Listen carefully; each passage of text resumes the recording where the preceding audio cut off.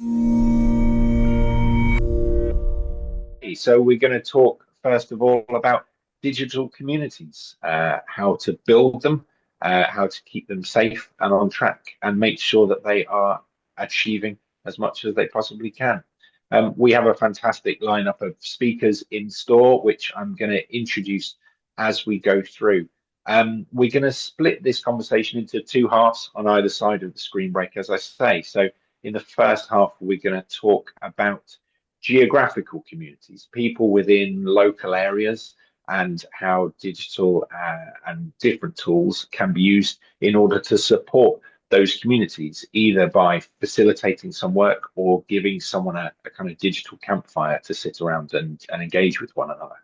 In the second half, we'll then talk specifically about disabled communities, both artists and audiences for art as well, and make sure that, again, tools are being used in a practical way that is allowing people to engage independently and with dignity and ambition and excitement. So we'll split the conversation in those two ways. But we'll start off first of all by introducing our first speaker for a short chat, and then we'll bring in some additional voices as well. So our first speaker is Parminder Dosanjh. Parminder is the creative director of one of the Arts Council's Creative People and Places programs, and co-lead for Creative Black Country. Her role focuses on co-design and placemaking and amplifying the assets in the region through creative processes. Outside of her role, Parminder is an area council member for Arts Council England, trustee with the Black Country Living Museum, non-executive director with WHG, and a board member of West Midlands Combined Authority Cultural Leadership Board. So we're very lucky to have time in her calendar to speak to us today. For the past 25 years, Parminder has designed and delivered groundbreaking audience development initiatives for arts, broadcast and heritage. Her work spans production with the BBC, supporting the Cultural Olympiad programme with Arts Council England, and inclusive programming with several funded national organisations. Welcome, Parminder. Thank you for joining us. Good morning, Rob. If I could just start with a couple of thoughts to kind of get some play on the wheel, as it were. We're talking here specifically today about communities rather than audiences or visitors. And it feels to me, certainly the space I've observed, that there has been a shift in recent years from trying to get big numbers and just reach lots and lots of people, and instead focus on communities, on really building relationships with people.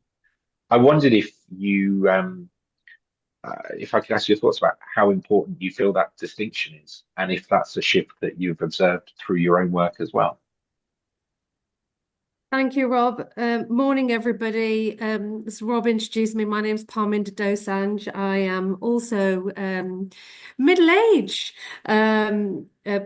female, dark hair, brown skin, and I'm wearing I think it's purple, although it could be debatable on screen top.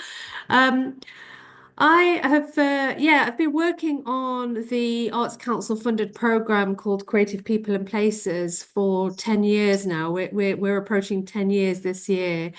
And it is the longest role that I've had consistently. And actually, it sort of reflects back to your question, is that I've been able to see that shift and experience it firsthand. We started off as one of the many that exist now. So there's 40 Creative People and Places projects around the country. We're one of the first 5, and we are based in the Black Country, which is Sandwell, Walsall, Wolverhampton, and Dudley. And it originally started as an action research program to develop audiences in areas that were largely considered underserved or with little or no arts and cultural infrastructure. So the idea was to encourage audiences to see more work and to increase those numbers, actually. So very much around, yes, we're talking about a place, but we want to ramp up those numbers in terms of engagement.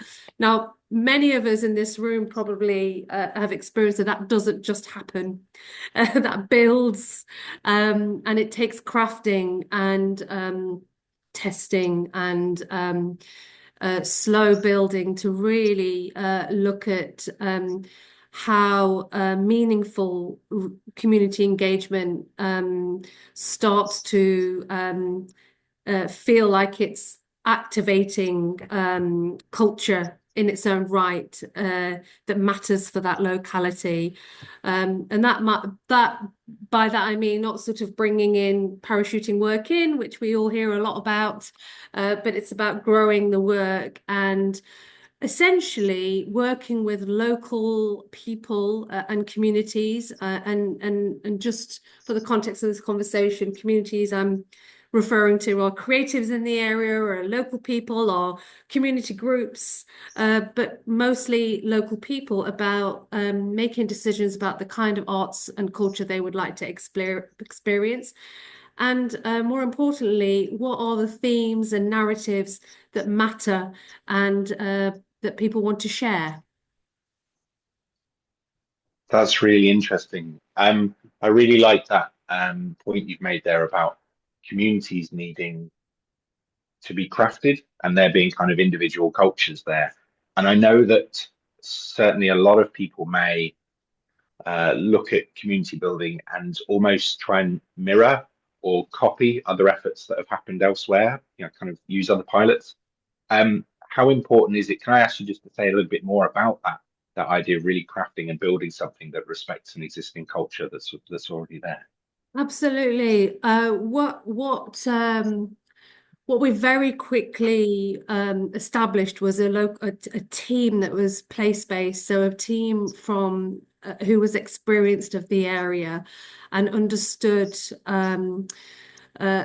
what felt relevant, and also understanding the and crafting our purpose as well. Why are we in this region? We've been funded some Arts Council grant to engage people in the area.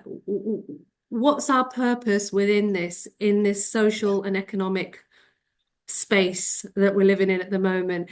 So we really spent a lot of time listening and understanding what the value of culture meant for local people and what was important and what people felt excited about, and really harness those things to then develop opportunities for people to access. So whether those were small commissions or that people could actually submit proposals for and test and pilot ideas and not always get it right, but try something or pair up with an artist or pair up with a digital expert to just kind of test something, was really important and really valuable to create that space for failure as well, but also for innovation to take its course. So it was really about implementing a kind of a framework for people to be able to try and experiment, but also for organizations who were very much clear about what they wanted to do to fly.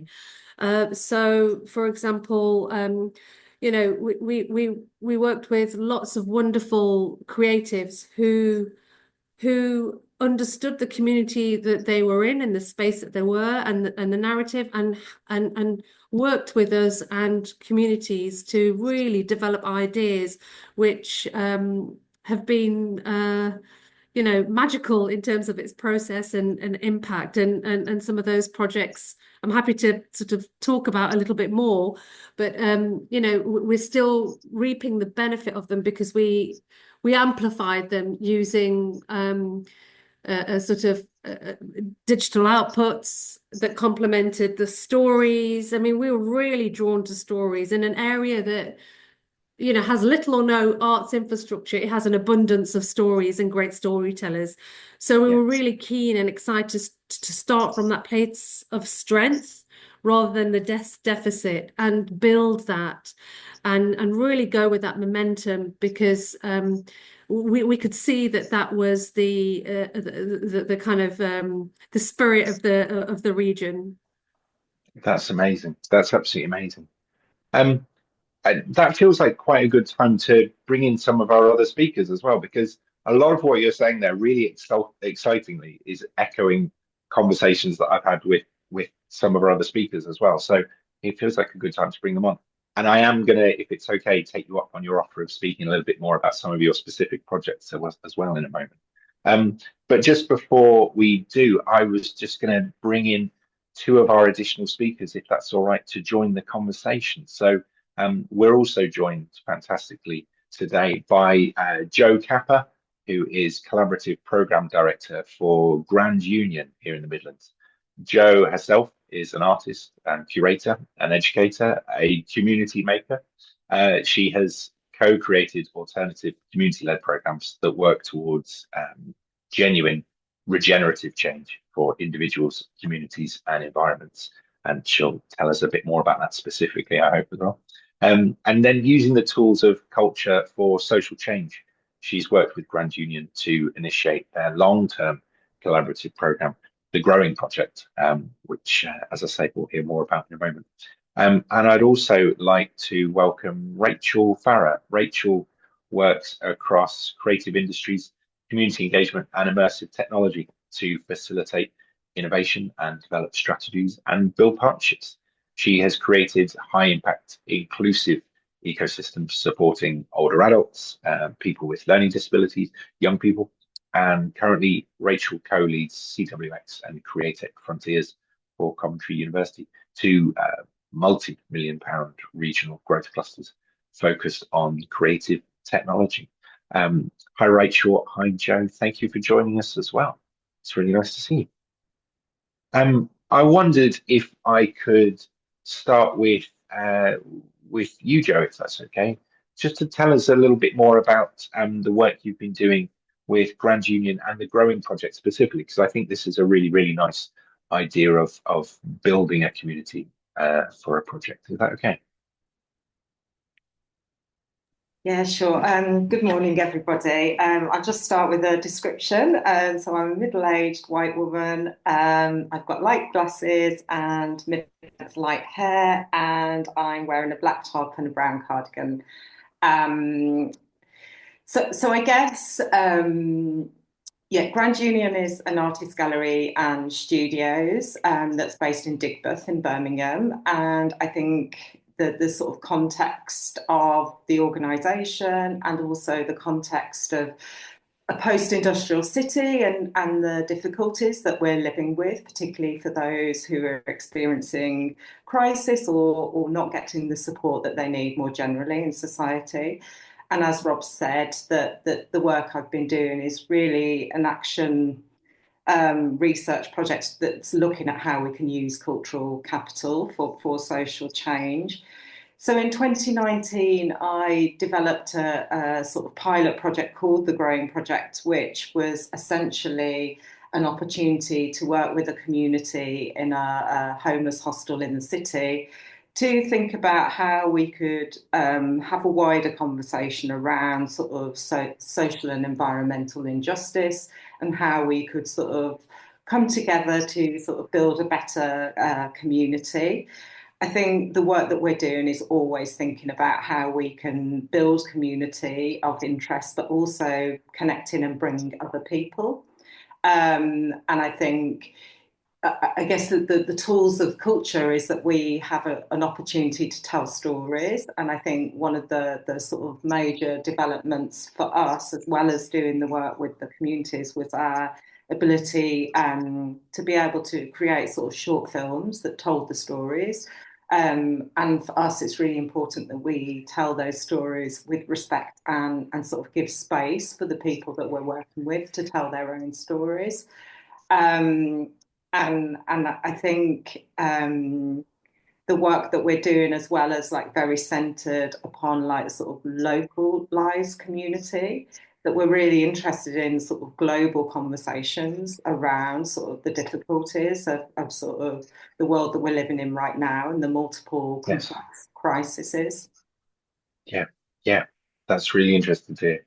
And again, exciting to hear you already echoing what Parminder's saying about stories. You know, there's so many stories there, and often it is about creating a framework or an infrastructure that allows people to do that, whilst at the same time not being so prescriptive as to tell people how they have to do that. Rachel, if it's all right for me to come to you, because I know this is echoing a conversation we had as recently as yesterday as well. And again, some of Parminder's comments about how communities are built, how they're crafted, to use that word as well.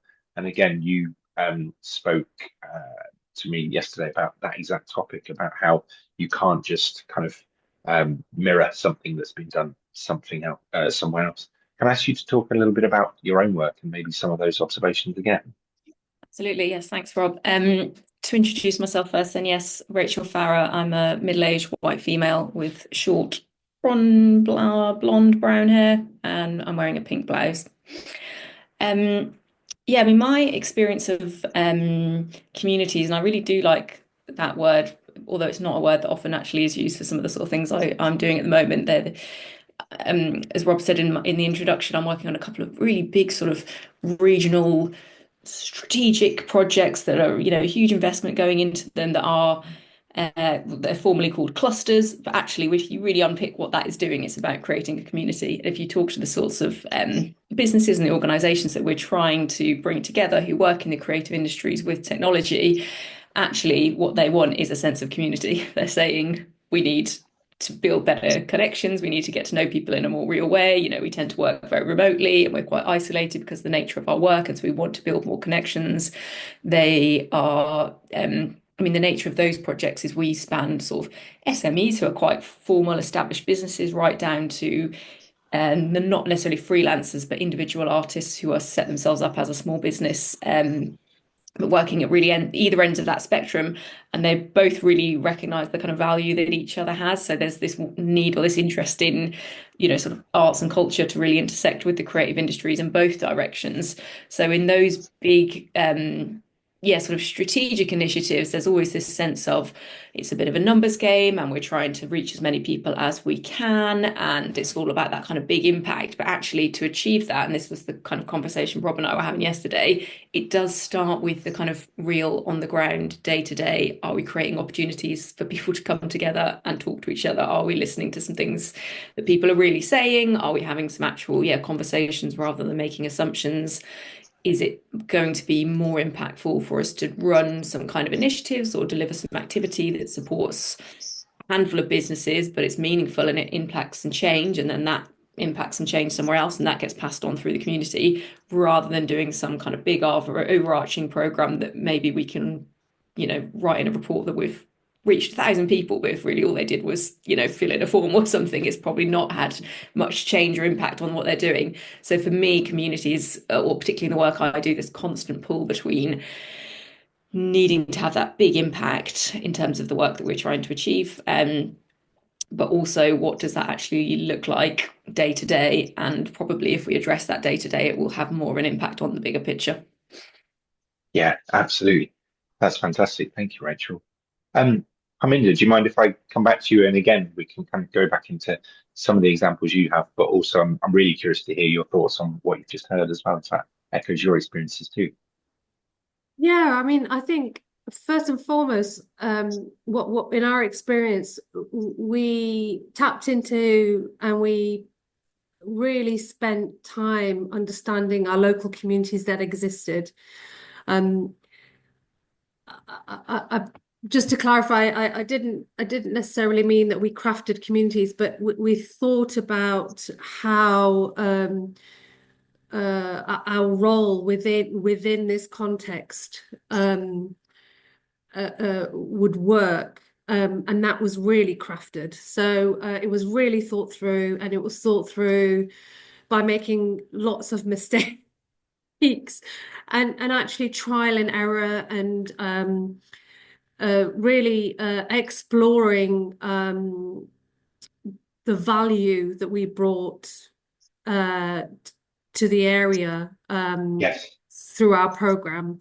So I think that it, and then really what I found, that once we sort of harness this authenticity of our approach, which was really important from the very beginning, because everything we heard from our region, and we had all these big ideas, especially we were quite an ambitious team in terms of digital ambition as well. We wanted to, you know, try this and try that, but actually what we kept hearing was keeping it real and keeping it relevant, and actually stripping it back to simplicity rather than kind of overcomplicating our program with too many outputs, too much pressure, and actually not allowing the space for local people and communities to own the ideas. Often you get a lot of projects that are led by, you know, this kind of producer head. I mean, you know, I'm not we are producers, but we don't own the story. And one thing that we've always been very conscious about is this is not our story. This isn't Creative Black Countries to share. We're not unveiling, we're not unraveling. Actually, it's here, but there's our role in facilitating the treatment this story might process to be able to share it. So that's been something we've been critically thinking about for years, and you've been on this journey with us, Rob, because Sure. we've talked about how we share the expertise, the talent from the voice of the community from our area rather than the voice of ours as producers. So Yes. I think, yeah. So I think that's just I suppose a principle and a value that we adopt with everything, and a process that we always think through with our associates, with our, you know, with the collective who are working on a program. That's really nice to hear. Yeah, and I think a really important distinction there as well. I'm going to just pick up on a couple of points from this end. First of all, I will say, please do, for everyone listening, please do use the chat if you have any questions or any thoughts based on what you're hearing here. I can see a couple of things starting to appear. I've also had one note. Joe, this is for you. This is just a little point. One person's asked if it's possible for you to move a little bit closer to your camera, just for someone who's lip reading at the moment. And just while you do that, Rachel, I wonder if I could come to you off the back of what Parminder said, talking about what our roles are within communities and when communities are being built. I think you used the word broker the other day, which I thought was quite nice as well. That idea of it's kind of not quite facilitator, it's, you know, all these things. Can I ask you just to speak about your experiences as well? Exactly that. It is really hard to describe it in a way that doesn't overstate what you're doing, but equally doesn't undermine it, because I don't use the term producer just because I don't work at university. I've not got that. I don't see myself in that way. But what I was describing recently, things that I do, and I think I was using the term facilitator, and someone said to me, "Oh, well, you're just a producer." So I mean, it depends. Different people just see things in different ways because of their background, don't they? Of course. But it is a really delicate thing that we do, and I think Parminder's right that when it works best, it's because it is really thought through or crafted, or again, you know, whatever terminology you use for that. But I feel like I'm constantly trying to say that to people, like, don't underestimate how much that position of thinking through every level of detail, thinking through different people's experiences, setting up the or sort of establishing the kind of culture that we're all working in, how those different people are going to interact. You know, that's such a big role, and it's about, you know, real tangible things, but also just some real implicit ways of working and behaving, and things that you have a really influential role in terms of setting that up if you are that producer, facilitator, broker. And I use the term broker, didn't I? Because I was talking about a project that I'm working on at the moment called Inclusive Immersive. So this is funded by Arts Council, and it's bringing together Open Theatre, who are a theatre company who work with non-verbal theatre, with young people and adults with learning disabilities, and Hollywood Gaming, who are an immersive tech company. And Hollywood Gaming do work in the kind of creative industries, but this was quite a departure from their usual approach, which is much more, you know, commercial, client focused. And we're also working with Vodafone on that, who are obviously a huge telecoms company. So I use the term broker there to describe, these sorts of organizations who are in very different sectors, operating in very different ways, and as a result have a very different cultural approach in that sense of the word culture. And yeah, my role in terms of partly it's brokering and translating the way they talk and the way they do things, but actually the point was that I don't want to just be passing things back and forth. I want to be creating a community where they do start to get closer to each other and either adopt each other's approaches and things, or are able to, be okay that they do have different interests and agendas and approaches, and that they can work alongside each other really well and collaboratively and value that. So, sometimes it does become this sort of shared language and understanding. Sometimes it's about, we laugh all the time about the different ways that those people in the room talk or approach things or whatever. And it's, it doesn't have to be a negative thing. So yeah, I think every project's quite different in terms of whether you see yourself as a translator, a broker, a facilitator, a producer, but whatever it is, it's always very crucial, and it can very much make or break how that community comes together. I would definitely think that's true. I think that's a really good point. And again, I know I've spoken to a number of you separately about that challenge of language. The language of digital is very different from the language of arts, is very different from the language of the academic world, can often be very different from the language that the communities we're working with, the kind of day-to-day language as well. Everyone's got their own jargon, everyone's got their own interpretations of meaning. I noticed sort of in the past 10 years the word development, which in digital and broadcast might mean developing ideas and shows, and in the arts might mean fundraising, and in academic might mean something else as well. So yeah, all these little things to be aware of, I think, are increasingly important. I was going to say to everyone here, this was a question I was asked by someone who wasn't able to make it here today, and we started moving into this area with a few things that people are saying. But the question that I was asked to put to you was about whether or not online communities and communities that are using online tools, whether those can help connect people in areas where in-person connections maybe struggle. So it might be an area that people are spread out over a very large area, or there might be kind of other obstacles within a particular demographic. Do you think online tools can necessarily help in those areas, or is digital community building still dependent on real world interactions in order to help it grow? And that's quite a kind of provocative question, but I wondered just if anyone had any thoughts on that. And that might be from projects you've been part of, or things that you've taken part in as a community member. I can see a hand up from Rachel. I'm happy to jump in. I just was speaking. My instinct to what you just said there, Rob, was really that the more multi-layered a community can be, probably the better. So in my experience, all of our projects have had an element of, or the predominant aspect has been face-to-face. Yeah. And often that's something, people have a perception, if you're doing projects with technology, that always becomes less about relationships because it's in front of a screen and those kind of things. They're trying to break down that barrier in the first instance to say actually it can still be very collaborative and shared.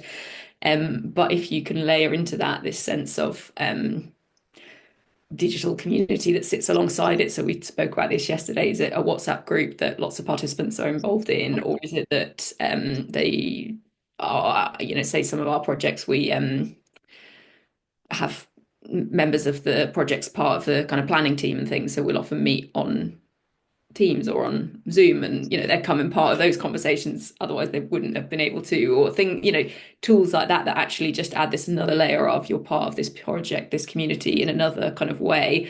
Technology is enabling you to do that. And I suppose the other point in terms of a more anecdotal example would be some work that I'm kind of in discussion with Coventry City Council about their sort of digital inclusion programme, working with older adults, and they were talking about some people that wanted to learn Spanish as an example, and speaking to the university to say, could we create some kind of virtual experience, and going as you do to this extreme of something really exciting and complicated. And we sort of proposed back, what about if we set up an online Zoom class, if these are people that can't get out of their house, so we could create a sense of community where they could join once a week, take part in online language lessons, and, would that actually tick a lot of the boxes more than someone sitting in their house with a headset on, and then that, that being what it is. So trying to kind of think about what those tools, what those online communities look like actually is really important, isn't it? Because again, the tool can make it work or not work. Yeah, absolutely. And I know, Joe, I think you've been part of some of those communities that are using incredibly simple tools. You and I discussed you being part of a really valuable community that was entirely on WhatsApp. And I think that's quite striking, that this echoes what was said before about making sure that the tools are no more complicated than they need to be, and making sure that there aren't any kind of barriers to entry. People don't have to download and learn to use a completely new app, or they don't have to have a particular type of phone or something like that. Can I ask you just to talk a little bit about that? This, again, echoing our conversation from the other day.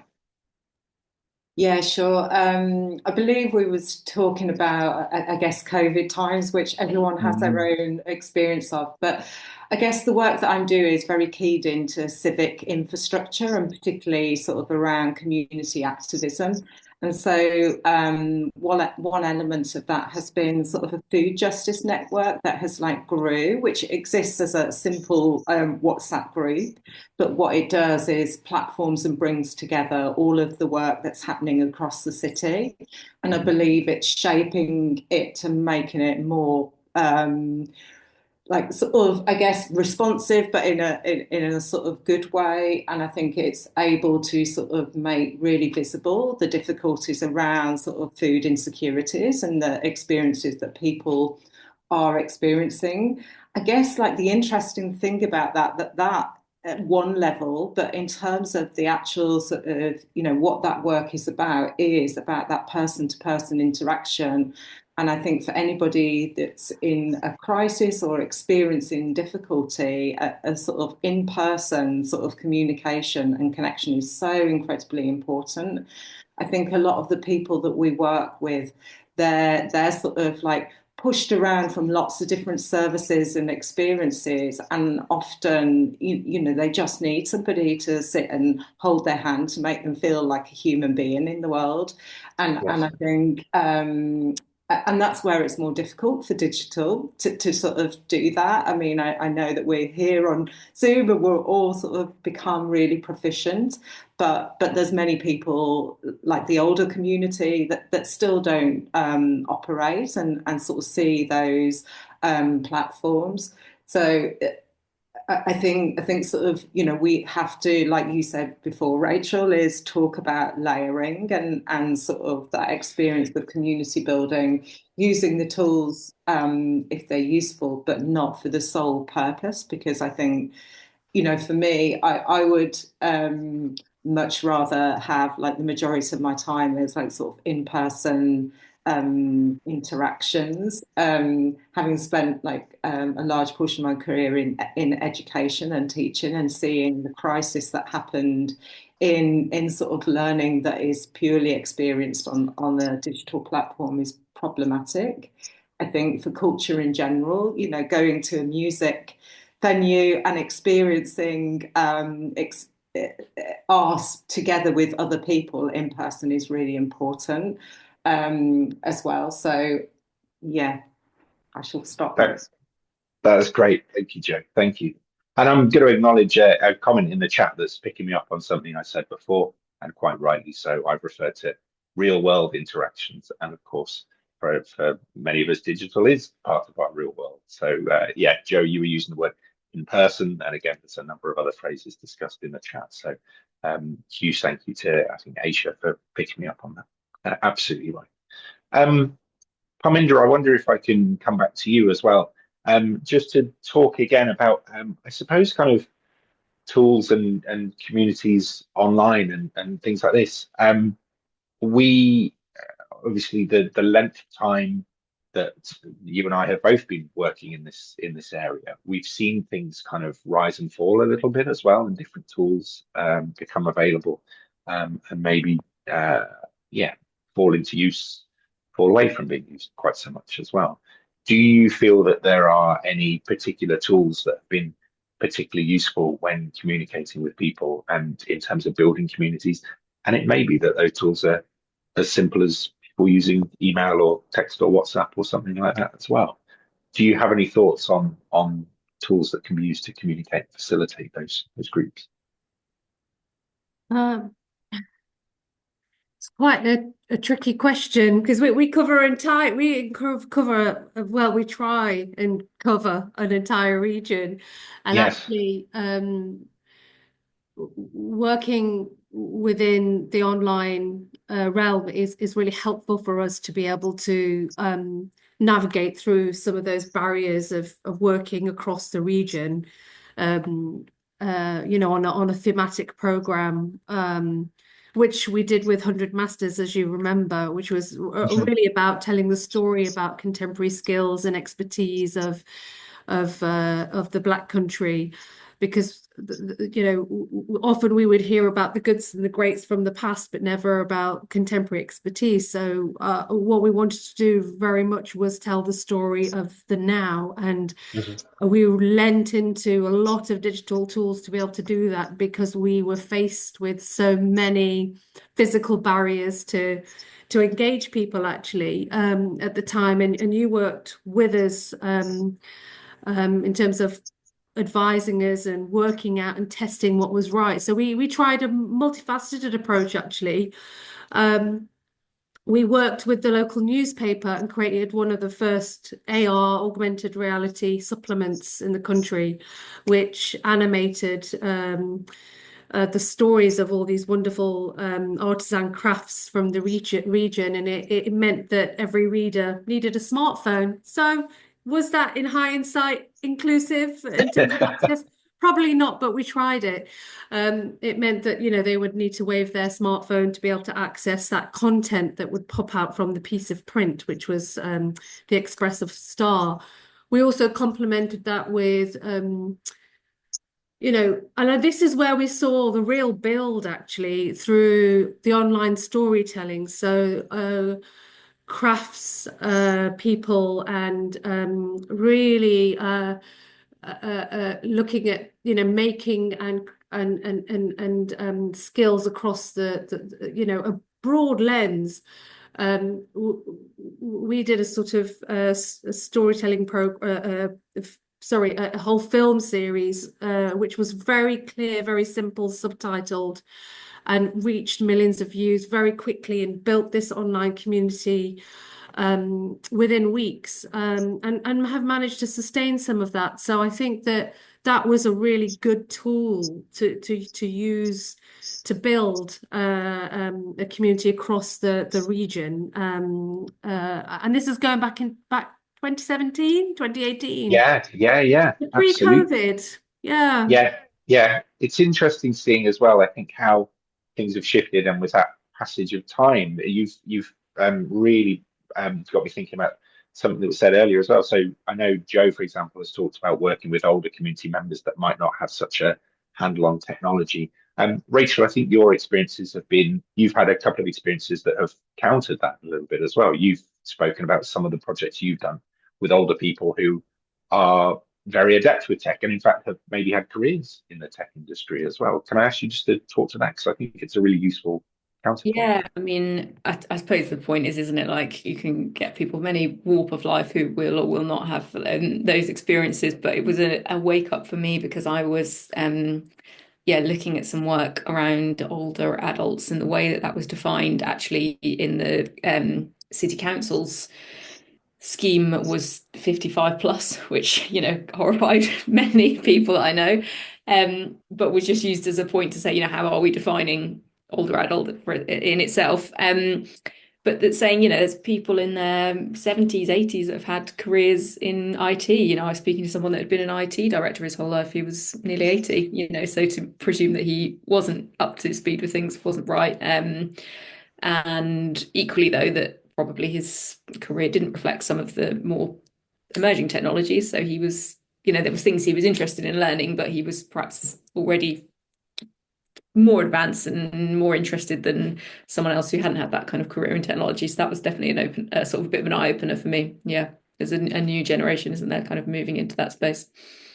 That's absolutely it. I remember it used to be people used to talk about, millennials are the ones good at the technology, and millennials are in their 40s now as well. There is a kind of time marches on. If it's all right, I might move to some of the questions in the chat, because we've had a couple of really, really interesting points, and I was just going to kind of open these up to all of you, really, for anyone that wants to jump in on any of these things or add anything. We've had a fantastic question from says Lois C, who said, I have a question. It feels to me, perhaps wrongly, that ACE are more interested in community in the local sense, as opposed to community via a shared interest across online platforms and so forth. I do agree with the reasoning and value. Can you share any words of wisdom on this? From my side, I have had funding rejected, which had lots of local involvement, but was suggested in the application that it wasn't quite enough. How do we strike the balance between nourishing local communities and also nurturing niche communities, such as industry, LGBTQ+, within industry, etc., beyond the local area?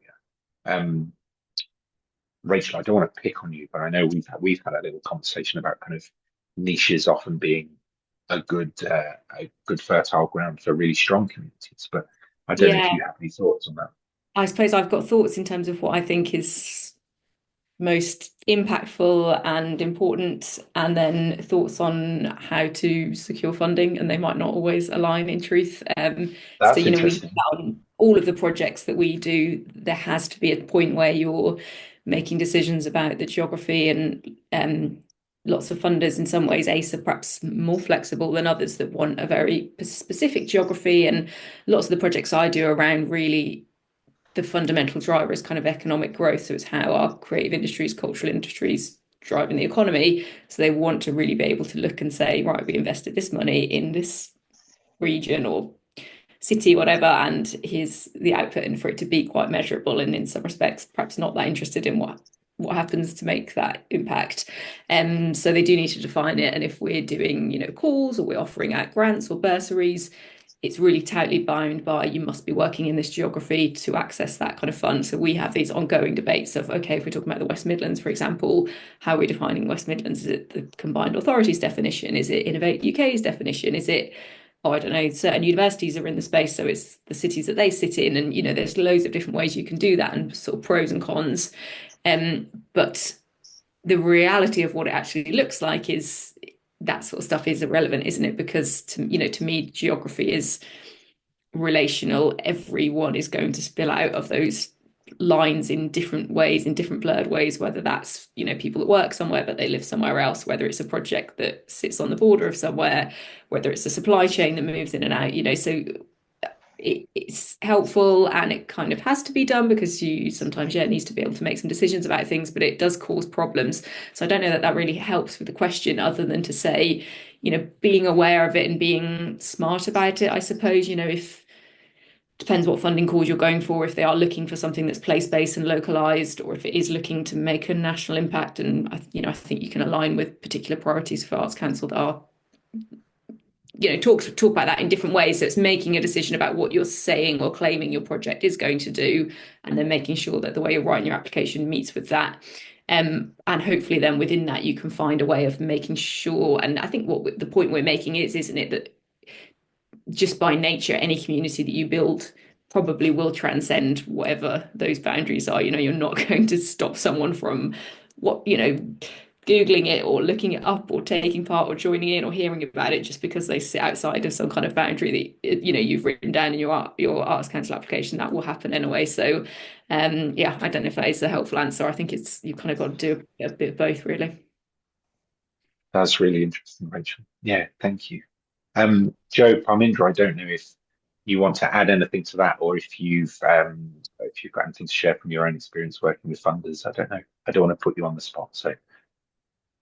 I guess funding is such a tricky. Basically, there isn't enough funding in the sector, and that's why we're sort of all caught in these really difficult positions where we're trying to sort of evidence like need against a will.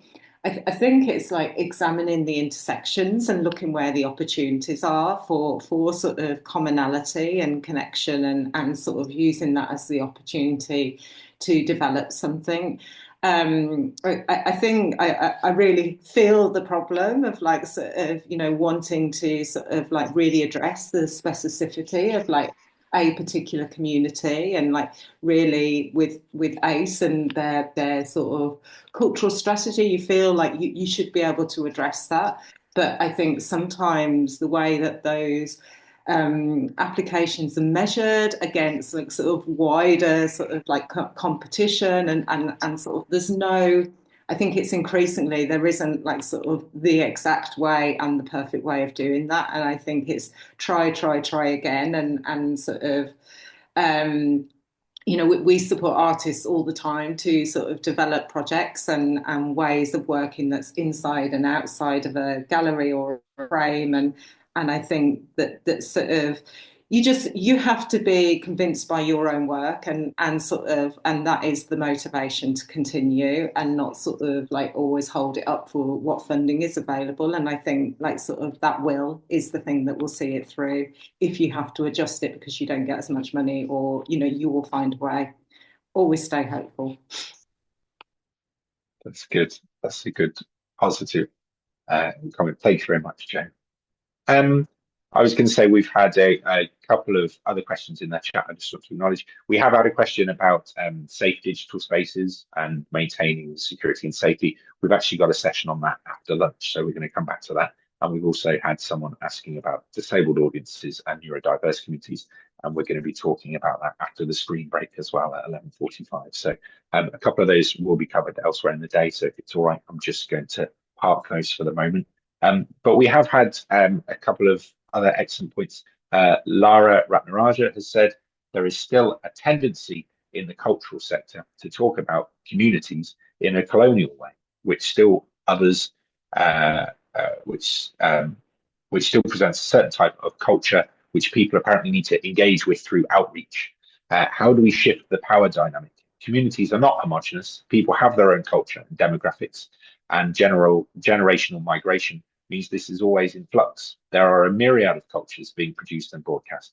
These communities have a power that isn't always recognized in this kind of outmoded cultural structures and funding, which inevitably ends.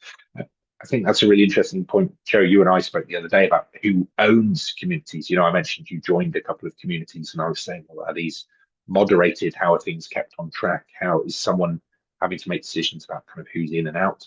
Again, Parminder, you and I have spoken many times about doing non-prescriptive offerings to people as well, allowing people the space and freedom and flexibility to make communities what they want to be. I've spoken to someone, and apologies, I can't remember who it was as well, who also said that quite often when communities are put together by an outside group or organization, it's sometimes because they've seen that community as being vulnerable, or there's a problem there that needs to be solved. You know, someone's coming in to try and offer in a very, very supportive way someone who they're seeing a community almost as marginalized in some way, or someone that needs to be helped. I just wondered if anyone had any thoughts on how you've seen different approaches taken in order to make sure that communities feel like they are steering that ship. You know, they're doing something there. And again, that may be, Joe, from your own experiences being part of a community, or Rachel or Parminder from your experiences kind of supporting them and in that way. Is that a hand up? I'm just unmuting myself. Yeah, I think this is a really important point, and I think it's one that isn't going to necessarily shift away slowly either. It's something we should be very self-critical of, and also challenge, because it kind of goes back to funding structures as well. Because when we apply for funding and we reference our audiences or communities, we are boxing them in a space that usually aligns with, you know, some of those very very words around, vulnerable communities or the place of deficit. And I think that, Yes. there is a funding structure and system that unfortunately will probably take centuries to unpack and unpick and challenge. And I know that there are probably many people in this room, including myself, who are constantly feeding that back to our main funders around the terminology around communities. I mean, from our perspective in terms of creative people and places, we are a team mostly from the area, the localities of the Black country, and we don't necessarily always claim to co-create on every program or necessarily empower communities. I don't necessarily always like to use that because again, you sound like the help. Actually, the communities are helping us, and again, I'm talking about that word, the strength, the richness, the insights we get from conversations, through consultations, through just actually being approached are far more than what we actually offer. We offer a framework for people to be able to come into and access opportunities, and the rest is led by the communities that we work with in our area. So that's doesn't really. I don't think I can answer that question, but I guess it's just sharing our perspective and on how we deal with that, because I do recognise that very much too. So yeah, thanks for bringing that up. It's a challenge, and we need to talk about that. We need to speak to our funders. We need to also address the way we talk about our work within this space as well. That's fantastic. Thank you, Parminder. And thank you, Laura, for the question. I can see you've added an extra note in the chat as well. And I suspect that what you're describing there is going to continue into the next part of this session as well, to the break. So huge thanks for that. We've got about 3 minutes before the break. So I just wanted to ask one more question, which I'd spotted in the chat, which I thought was really interesting. So someone has said, Anthony Kalume has said, working with Indigenous knowledge systems to capture intangible heritage, especially dying languages. It's his theme. He said, how do we take these from WhatsApp groups and YouTube channels to accessible archive platforms? How can we do that? I suppose there is that concern, and a few people have said this as well. If we've got lots and lots of activity happening in these places, WhatsApp and again, old message forums that used to be back in the day, how are those things being archived? How are those things being preserved? Is there a kind of obvious solution to that? Is it an ongoing concern? Joe, I can see you nodding your head, and so I might come to you first. It may be that you simply share the frustration, or this has been a challenge for you too. I think it's a really important question, because that's how we learn, isn't it? By sort of understanding our history and what's come before us. And I think the invisibility of digital interactions is problematic, because how can you learn about something that's happening sort of on a digital platform if there's no way of accessing it? I think in some ways there's a real difficulty with archiving, because the world of information as it exists now is huge. It's there's too much. Look at the internet. The internet's way too big. We can't really manage ourselves in relation to that information. And then who's responsible for sort of making decisions about what is seen as significant, as important? I was nodding my head because I think it's sort of an ongoing issue that we need to sort of think about, is how we sort of record and hold stories. I think as a sort of visual artist, and coming from that practice, that's where storytelling becomes sort of really critical. And this is where the work of artists are really critical, because they will sort of reflect back to us an element of our time. So yeah, the way that sort of I feel that we could approach it is by enabling more commissions to be looking at that sort of archiving and history making and telling. That's fantastic. Thank you, Joe. Rachel, Parminder, do you have anything you want to add to that just before we go to the break? I guess, I mean, I know we all have different feeds, right? I see some incredible work that people are just creating online without funding, without structures, without labels, and it's just out there. And I think that that is one of the most empowering, equitable, and really inspiring things that I've seen in my sort of career and experience of of consuming culture or heritage, and heritage culture, but culture. And I think we it's out there and people are confident enough to share it now, and I know that yes, not everybody has those resources. Um, and there will always be a cross section of community of people who won't, but I think that those who are and sharing are leading the way, and I think it won't be long before others will do the same. We don't need to wait for funding or a structure or a commission. I think there's so much power in these in our online tools, and that we can self-curate, and tell the story. I personally am not too worried about it, or genuinely.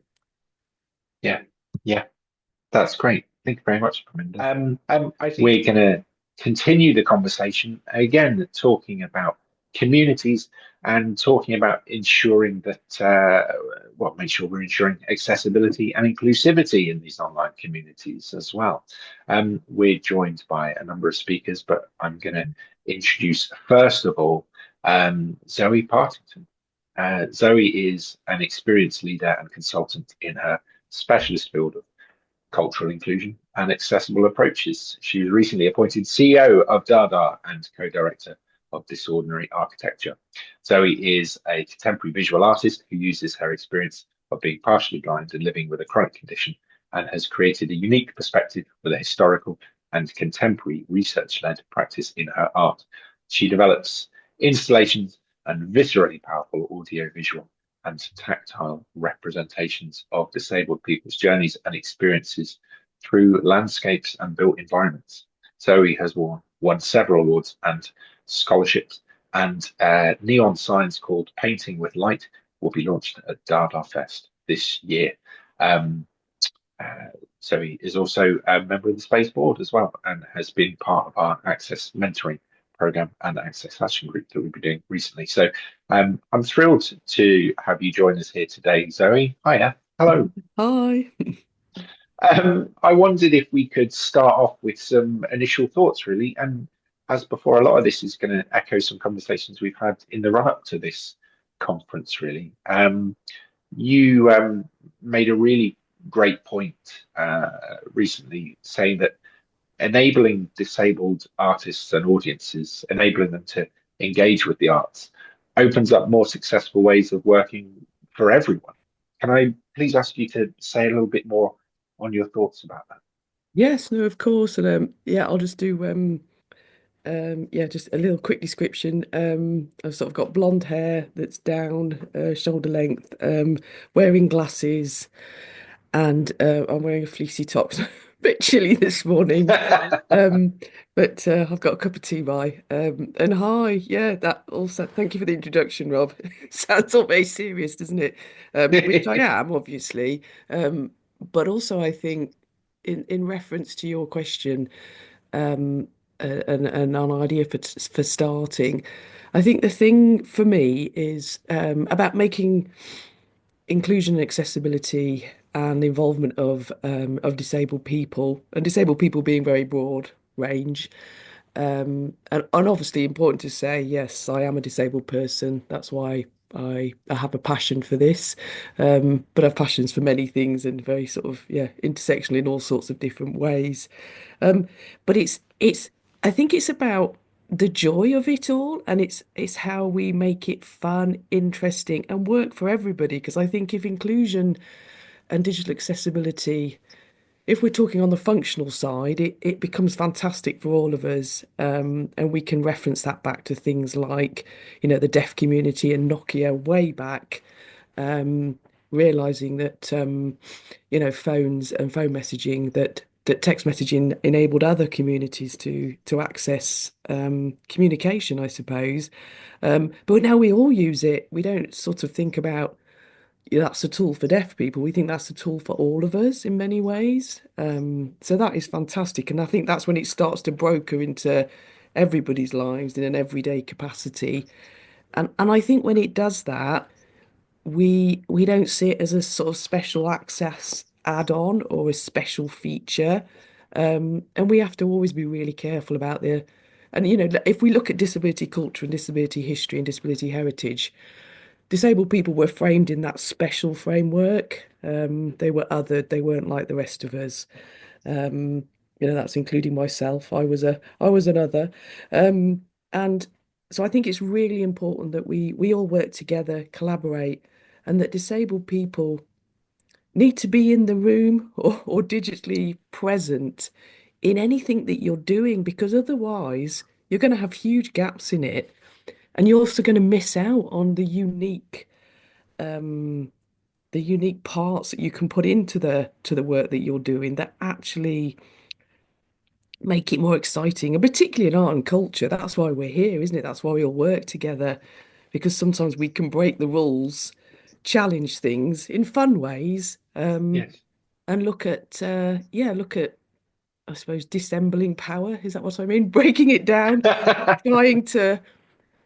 trying to make sure it's, from the ground up, because that's where we all are from, isn't it? We're on the ground, we're having fun with it, we're trying, we're experimenting. So I'd always say to organizations, even if you're not doing something, just try it, and start engaging with disabled people, ask what they think. I think those honest relationships are where you're going to develop your practice as an organization, and you're going to find those people that maybe you've not been working with. And it takes time. I think we've all, just before people were talking about that, this can't happen overnight. You've got to plan. But I think even if you do a little thing, it can be so huge, in a year and a half, 2, 3, 4 years down the line. And I think that's the thing to sort of focus on. Yeah, that's fantastic. I know that I mean, and you're echoing something that Parminder said in the first half of this session about giving yourself permission to fail. And I think that's a really important part of, I mean, that's the nature of a pilot project, is you're going to Yeah, do something, not necessarily with the assumption that it's going to succeed. And you're building in a point at which you're going to reflect and you're going to evaluate and you're going to be really honest about what's worked and what hasn't worked and what's surprised you and what's been more of a challenge than you thought it might happen to be. So things like that, I think building in that kind of permission for things not to go well, I think is really important. And I sometimes get the sense, and I've seen this, I think, in some of the work that you and I have been doing recently, that perhaps people are so afraid of getting things wrong that they're sort of not moving forward. They're worried. They sometimes feel it's better to not try and fail and embarrass myself than it is to try and let something not go to plan. Do you think yeah. that's fair to say, or maybe I'm off the mark a No, little no, bit? I think people get stuck, don't they? They get stuck because they don't know. And you have to ask someone else. It's like with anything in life, isn't it? If you don't know about it, well, now you can Google it, can't you? Or you go to the library, or you ask Alexa. There's other ways of finding things out that you don't know about, and other people have that knowledge and information. That's why I think it's really important to maybe have disabled people as facilitators and brokers, because they can help you with those things you don't know about. And then the conversations can be more open and more interesting. And I think you're right. I mean, in some ways, and this probably sounds really harsh, but I think sometimes when people are fearful or not moving to the next level, um, that's a sort of privilege you allow. You can do Yeah, that. As a disabled person, you can't. If you can't, disabled people are really smart at finding solutions, because there are so many barriers put in the way. We have to work out if we want to be at the center of that party, or in that, you know, arts institution or being an artist or whatever it is. You know, we've got to find, it's not right, but we have to find creative solutions and techniques to make sure that our voices are being heard. And they're not always heard. And even, you know, I know this when I've engaged with, I'm not going to mention the organizations, but they're huge, big institutions. Um, you know, and I consider myself to be quite articulate, to be able to get things across, notice if I think disabled people aren't being included or ableist thinking is going on, and challenge it. But I still get dismissed and, you know, sort of knocked down. I get so surprised. I'm like, oh my God. I just sort of think, how come I didn't notice that? Or and afterwards, I'm thinking, kicking myself and raging, like the festival that we're going to put on in Liverpool quite soon for DaDa Fest. I'm raging about what's happened, and I'm thinking, how did that happen? Why did it happen? But also, as an arts practitioner and a creative person, that gives me ammunition to create art. So in some ways, it's quite fascinating. Not right, I know, but it's like, Yes. right, I can create a piece of art about this. I can try and make it joyous rather than holding it and being depressed, fed up, or, you know, feeling victimized, or discriminated against. So I can play with it in another way. And I think the other thing that you were saying, Rob, I've noticed this as well. And you know, fantastic, you know, the Wellcome Trust and other organisations, and King's College London, who I've worked with over the last 3 or 4 years, done some brilliant stuff to try and make their exhibitions and museum contact more accessible to people. Um, and I think they're, in many ways, I think they're brilliant because they do that. And once you start to have something where you say, oh yes, we have a fully accessible exhibition or a fully digital um website, or, you know, things going on, that's when you get criticized because people start analyzing it and picking it apart, which is great, but you've got to be prepared for that and just go with the flow and think, okay, that's fantastic. We've got to stage one. This journey never stops. I think that's what I need to say. You Yeah. know, always Yeah. make sure, if you can, you've got a bit of budget to improve it. If you get people saying this isn't working, get people to test it. I think that's what we found, isn't it, from the mentoring Mm. program, Yeah. Yeah. Yeah. that you think you're doing something and then a disabled person will test it and give feedback, and then you find you have to tweak it. But be open and engaging with those conversations, and listen to what disabled people are saying. And then the other thing is, because, you know, we're always doing surveys, all of us, aren't we, for this, that, and the other funder. But I think if some commonalities or threads are coming through, it's you know, action them, because otherwise disabled people get fed up with giving their feedback. They just think, oh, we've said it and nobody's listening. It Yeah. can become really difficult. And like you, I'd really picked up, I even wrote it at the top of my notes on reflection and evaluation. I know sometimes we all get a bit bored by evaluating things, but actually, if you do it well, it's fantastic. It's really useful tool. We can reflect, and try and move forward on the next project or anything that you're doing, really. But it's also, isn't it? It's building in the time and the funding time to be able to reflect and evaluate, and that can be really hard when all of us running arts organisations or as artists want to put all the money into the art, but all these other things are really important. But it's, you just gotta, yeah, find different ways of doing it, I think. Yeah, absolutely.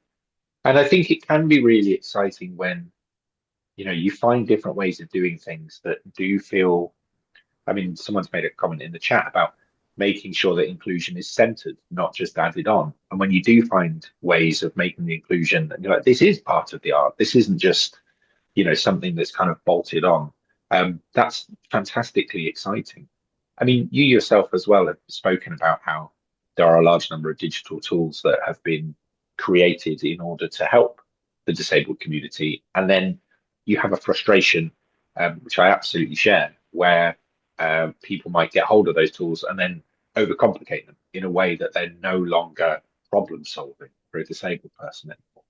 Can I ask you to talk a little bit about that? We talked about audio in particular, I think, as an example. Yes, I think with you know, like working on and we've talked about it, you know, some people have different levels, don't they, of Mm. experience and knowledge around using digital tools.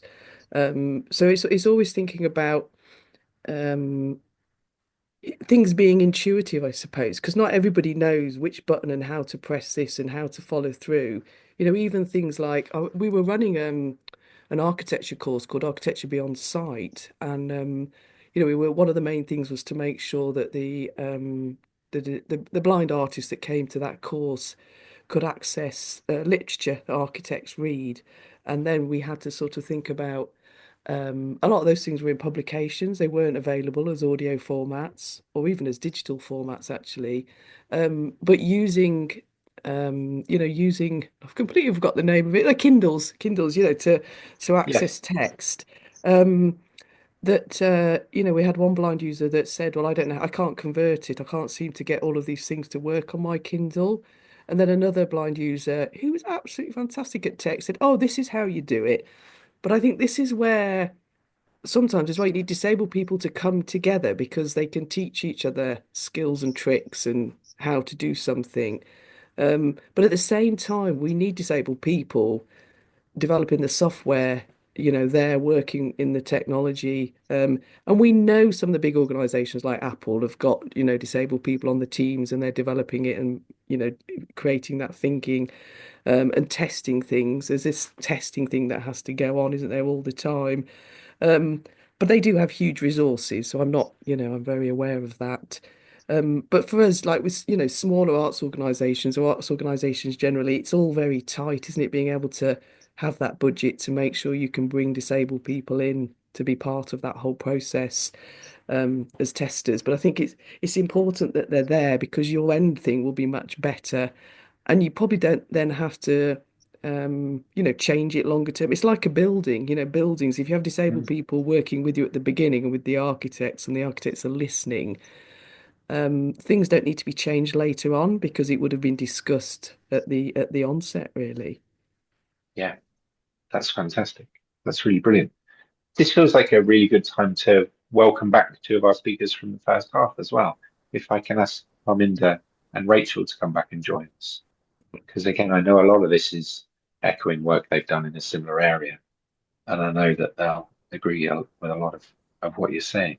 If Rachel and Parminder are able to come back and join us, and Yeah. A just quick as they do celebrity. that, oh yeah, have a quick step too, and just Hi. hi Rachel, hi Parminder, thank you for joining us again. Um, I uh, I thought it might be a nice time to bring you both in because I know again, Rachel, you and I had a conversation the other day about the overcomplication of digital tools as well, and about making sure that things are being used that are serving the community that you're trying to work with as well. I wondered if you had any follow-on thoughts on that before we continue, and don't worry if not. I don't know if this quite answers that, or maybe it does. I mean, hearing Zoe speak there, for me, the really significant thing is this idea of, trying to do something. So not over-engineering, over-complicating. Yes. Like I think you said it yourself, Rob, like people putting off doing anything because it seems, they're worried that it won't be right or it won't be wrong. So actually, what are even some small steps that are, I don't want to use the phrase better than nothing, but eventually that is the point, isn't it? And I think there's something there with technology that's the same as this jump to go, I do lots of work with immersive technology. So, you go to is virtual reality, augmented reality, and they're, resource heavy things to make happen, and they're not right for everybody. And sometimes I think there's a tendency to say, oh, but they'll make things more accessible. Like that's one of the good things about them, and we can use that as a kind of lever to make things seem more accessible. But actually, is it really doing that job? And the only way, like Zoe said, you're going to know that is to try it out, is to test it. Certainly the projects we've done, because we are often working with creatives. And I mean, interestingly, so I'd say actually some of the projects we've done, we're working with creatives and technology companies. And actually some of those creatives have learning disabilities, but probably that's not even the thing that's significant in this example I'm going to give. But they're working quite different quite different ways. And so the best approach that we came about in terms of going back and forth between, all right, well, you want to do this long sustained getting together on a regular basis over a long period of time way of working and building things up. You want to do this rapid prototyping, getting a room for a couple of days and work really full on. Let's try a bit of both. Like, let's see how you guys adapt to this way of working and you guys adapt to this, and sort of test them out in that kind of way. So I think Zoe used that example of sort of pilot projects and things I think are so helpful in this time, because it takes off a little bit of pressure of saying, okay, we're trying to achieve X, Y, or Z. It is about that trial and error, fail, test something out, even if it's something small. And so, likewise with technology, let's try the really complex, state-of-the-art, newest technologies, but let's also try some of the simpler ones and see what works and what's helpful in different ways for different people. Yeah, that's fantastic. Thank you. Parminder, do you mind if I come to you? Because we've been expanding a little on what I know you said right at the beginning of the day about permission to fail, about kind of permission to genuinely pilot something in the truest sense. Can I ask you a little bit about that? Because actually, I think that might be quite challenging for a lot of people, or people might be really worried about kind of stumbling. I'm sure Rachel will agree. Just listening to Zoe, I just want to hear more from Zoe. Yeah, fair enough. But we've been really fortunate to work with Zoe and to work with Dash and to work with Zebra Access and Deaf Explorer and DefScope and trial things out and give things a go and have some consultation. And I think you're right. I think it's a space that just from an organization point of view that isn't disability or deaf-led, that we're constantly trying to learn and improve, and we know we don't always get it right. And and actually sometimes it is an afterthought for our organization, and I'm going to be completely honest about that, because we haven't thought it through in planning, in time, in resource, in capacity. And some of the work that we've done with Zoe and some of our other partners have really now built into our cycle about allowing the time to build inclusive practice from the very beginning, in terms of having that clear budget line, allocation, and it's not all budget, but it does, we do need resource and to get this right. Or not right, sorry, to even, to kind of attempt. And we never did that before, and now it's a written rule across everything we do. And I think that we've seen things work. For example, when we tender a commission for artists, we really build in the time to have easy read, to BSL interpretation, for an open call, and we see the attraction that we get, which has definitely improved in terms of attracting artists and working with artists from deaf and disabled communities. And I think that's been a real shift. What we're still sort of trying and learning about is how we sustain and maintain that. And I think that we haven't got that right yet. I'm not sure we ever will, if I'm entirely honest. We haven't got it right yet, but we are trying to find ways of sustaining it in a way that feels meaningful and right, and it isn't this add-on or this phase or this commission or this one-timer that's available. So there's some work to do. I just want to be very honest about that. That's fantastic. That openness is really valuable. Thank you, Parminder. And I could see you nodding your head there, Zoe, as well. Yeah, well, I think it is, it's about being realistic. It's the capacity, isn't it, of individuals and organisations, particularly now, because we know it's really quite harsh. But I think and I've written down in my notes from when everybody was talking earlier, and I've probably talked to Rob and Harmeet about it 1,000 times and Fiona at the Space. I mean, this was over 15, 20 years ago. I remember talking to Drew Harrison at Wolverhampton University. That's when PVA Lab existed. I don't know if it still does, but we were really wanting to put a program together so that disabled artists could have digital technicians working with them to develop their skills and develop what they wanted to create to get that out there. Um, but I think, through the mentoring program the Space is now doing with some of the organisations we're working with, I think that we need this sort of external funding, don't we? So someone like Arts Council, sorry, Arts Council, we're all asking you for more money, but we need disabled coaches and mentors for the sector, for organisations that the organisations don't have to pay for because they just can't afford it at the moment. We've got to be realistic.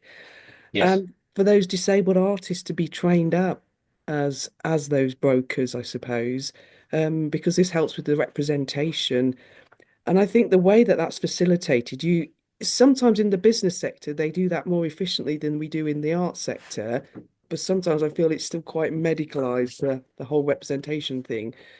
But we need that to be going on at a bigger scale. And I think, we just start, say, with 10 organizations and maybe 20 disabled people.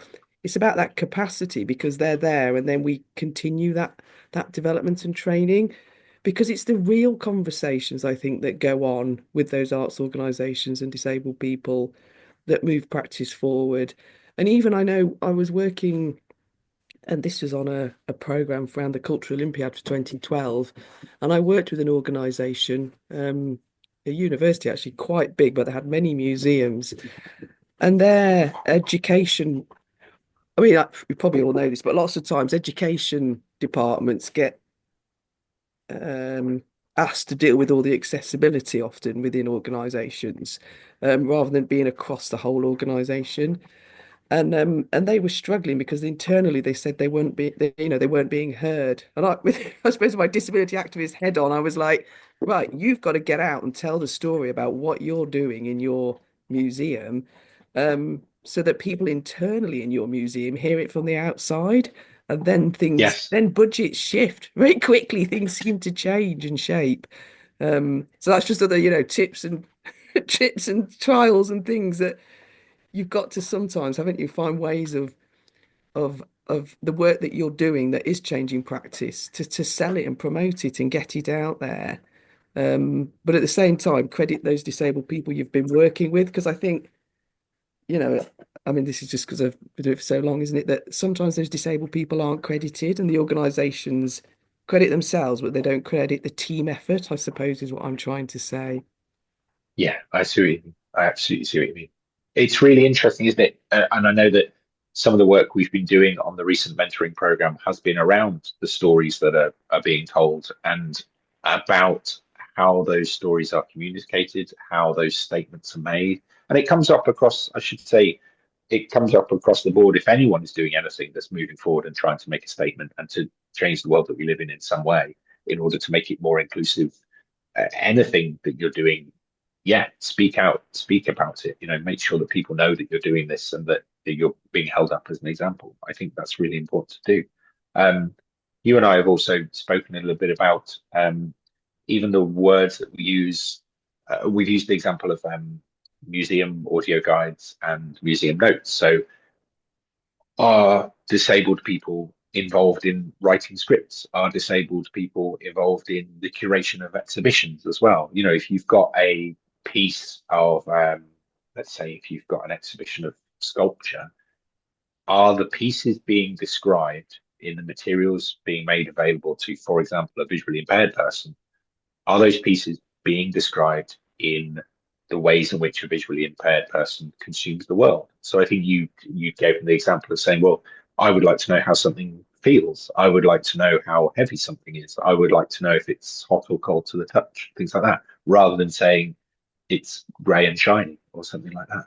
And again, it feels like there are stages there that it's very straightforward to bring people into. That shouldn't feel like a difficult thing. Is that fair to say, Zoe? And again, I'm oversimplifying a conversation you and I have had Yeah, previously. no, I know what you mean. I think I think one of the things that I found really fascinating is working with professional audio describers. Now, professional audio describers are sighted, and I'd said, hadn't I, even in our mentoring thing, be wary of always bringing sighted people in to deal with issues for blind people.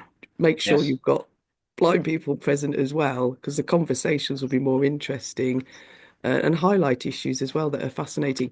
But what I have learned about working with audio describers is there's incredible structures that they've used for some time now to try and create equality around audio description. But at the same time, I think what's been lovely for me as a disabled artist is that if I know what that structure is, I can break it and I can break it down and I can create creative things from it and then go back and work with those audio describers and we can move things forward, which is fantastic. And they're really open to that. But I think sometimes it sort of conflicts happen, don't they, between people and they don't get that creative thing that you sometimes working in a team creates much better things, but it's the listening both ways that's really important. And you get this with things like shared architects and designers and shared street design. People start to not like shared paving because they're losing the curbs and the edge. But for wheelchair users, curbs are not fantastic, so we have to compromise and find ways around. And that's the where a designer is, you know, um, has to work in an interesting way to hear all the voices and then try and produce something. So I think somebody said it earlier, it's about honesty, isn't it, between us all? And it's sort of engaging that different people have different ways of interacting with the world and interacting with digital technology, and we've got to be mindful of that all the time. Because what we tend to do is we do what we can do, don't we? And we all sort of fall back to that. And it's really trying to, I mean, I even now, working with disabled artists and disabled people, I'm learning all the time, and I'm having to readjust and reevaluate what I was thinking. So I think it's really important to always keep those conversations going, really. Yeah, yeah. You mentioned the name Harmeet before, Harmeet Choga Khan, another space associate who's working on the mentoring program with us. And I know that she will often say, it should be exciting. This kind of work, these conversations should be exciting. They should spark ideas. They should give you inspiration. It's something where you will have light bulb moments all the time. I think this is a fantastic way of doing things differently. And again, she has always been a champion of, if you're using, for example, if you're using digital to come up with an alternative to let's say you have a physical exhibition in an old stately home up a staircase and there's no way of providing wheelchair access. If you're going to do something on the lower floors involving technology, make sure that doesn't feel like a bolt-on or a substitute. Make sure it feels like something exciting in its own right as well. And it should, yeah, if we're improving access, it should feel that we're genuinely adding value and doing something really, really exciting that hopefully an able-bodied person would want to take part in as well. So yeah, Yeah, so yeah, I think that's where, contemporary culture becomes quite fascinating, doesn't it? Because if you think, just purely if you think of young people that are disabled, if they're having to use technology, and in the past it was national health glasses, wasn't it? But now glasses yeah, are very exciting. Everybody, wears them as a fashion accessory, not just for reading. And the same with the fact that people having hearing aids, but now people have um um sort of Bluetooth technology and have things in their ears to hear. So it's sort of things become contemporary and fashionable where things become more accepting and more everyday. And I think it's enabling that to happen, isn't it? So that you're not the one person with this weird thing that everyone else in the classroom is noticing, but everyone else in the classroom wants one, and then it's much more exciting, and people use it. And I've even found, like, when in a very, using very low tech technology. I remember RNIB, they may still do them, but they used to do these talking pens, which were really for people's shopping. And you could put sort of, like, if you think about tins in the cupboard, if you can't see them, you have absolutely no idea the difference between, tin of pasta and a tin of soup. yeah, You put these little blobs on there, and then the pen would read. You could set it up so the pen would read what was in each.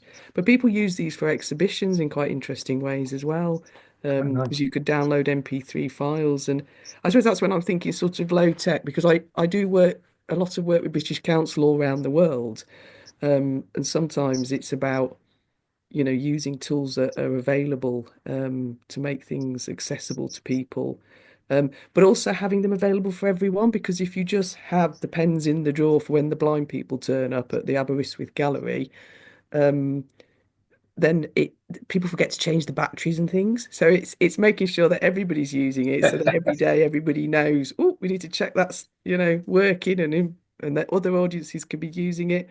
And I think at Hove Museum they did a whole project, but they put it wasn't just about the descriptions of the birds, but the sounds of the birds and the flights. Oh, wow. It's sort of it's making things come alive, isn't it, for all your audiences, and blind people can also be involved. So, like, say, for example, if you go to Ironbridge Gorge museums, you can potter around there with your sighted family or your hearing family and all be accessing things. And I think this is important to say, you don't have to access things in the same way to be on a journey with art, because sometimes I think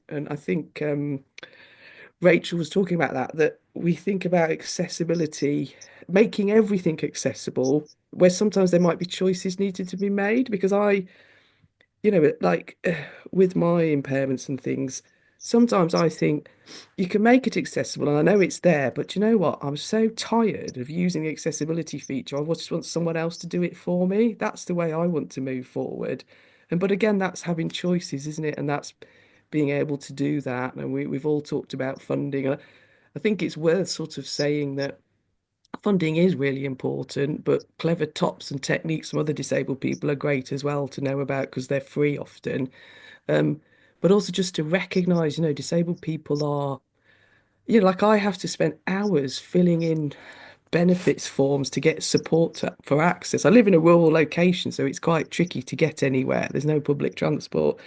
And then I fill in these forms, and then I'm assessed, and then gatekeepers decide whether I'm allowed the funding to give me access. And I'm thinking, it wasn't me that set up no transport in this area, but I'm the one that's having to take, all the resolve it really, I suppose. And and then if you have to do, I mean, Arts Council are fantastic. If you ring them up and say, this isn't working for me, they will help. I know that we've managed to change that system probably over 20 years ago, where you can get access support to fill in an application form.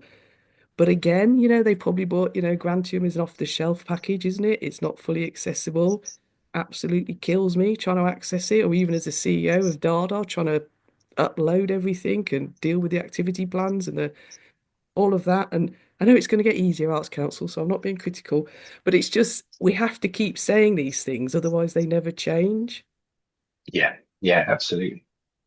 I just wanted to kind of open the floor. Parminder, I can see your hand up. Do you have any thoughts on what you've just heard? If I may, could I ask a question Of to course you Zoe can. very briefly? I mean, uh, Zoe, I very briefly worked at the Arts Council on the Unlimited programme for 2012 for the Cultural Olympiad.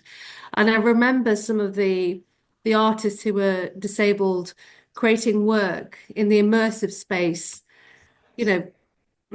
over 10 years ago, Yeah. back then.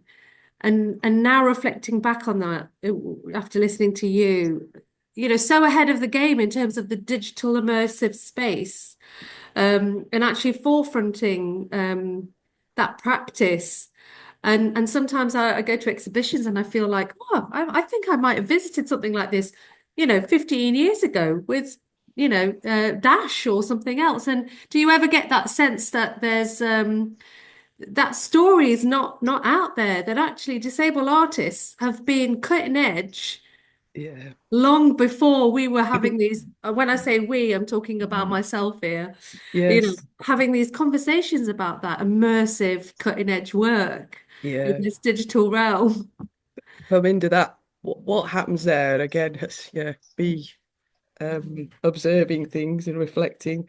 Um, what tends to happen is disabled people can be doing things at a cutting edge, but it's not until a non-disabled person takes it on board and shares it with the world that it's seen as exciting and interesting project, and that's constantly happened, since prior to Helen Keller and before her time, that people were doing things over 100 years ago to be creative accessibly, but they're not recognized, and it's not in our history books. And that's another thing, like working at DaDa in Liverpool, that organization, the practice, the work they were doing, the work all those different directors that had led that organization were doing, including Ruth Gold with Fabi now, was phenomenal. I mean, they were way ahead of their time, way ahead of Unlimited, way ahead of Arts Council, and that it's not, there's not necessarily enough funding to catalogue it, to archive it, to get those stories out, to capture those stories actually from the disabled community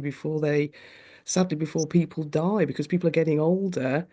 We do need to go back, and yeah, and often you find that again, we go around in circles, don't we? So 10 years ago, these things were happening, and then another thing pops up and they're forgotten, and then they come back again. That's about evaluation, reflecting and learning, isn't it? And developing it and moving it forward.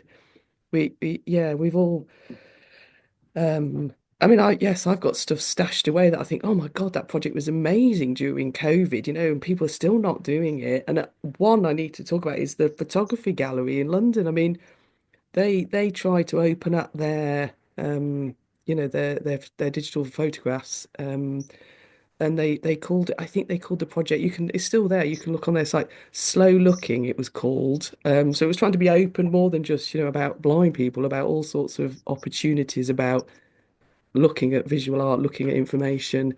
And I think they picked, I think maybe every month or every 2 weeks. So a disabled person would do the audio description, a blind or partially sighted person, of 3 photographs that they had. Incredible photographs. And I think I had Hannah Reyes Morales, a photographic journalist from Indonesia, and her work was just outstanding. But I was able to work with the curator and have audio descriptions put onto their website, so the script, and then I did the audio file. It was all very new to me, and I'd only just got my iPhone as COVID happened, so I used my iPhone to record everything on there, and then sent it to them so that blind people could go. We did a talk as well, so it was a 45-minute talk, and I think there's about 45 blind people were on the talk that we did about Hannah's work, and they could download the script beforehand, or they could download the audio file, so whichever way they wanted to access it. And it was it wasn't a huge cost. But actually their audiences developed massively.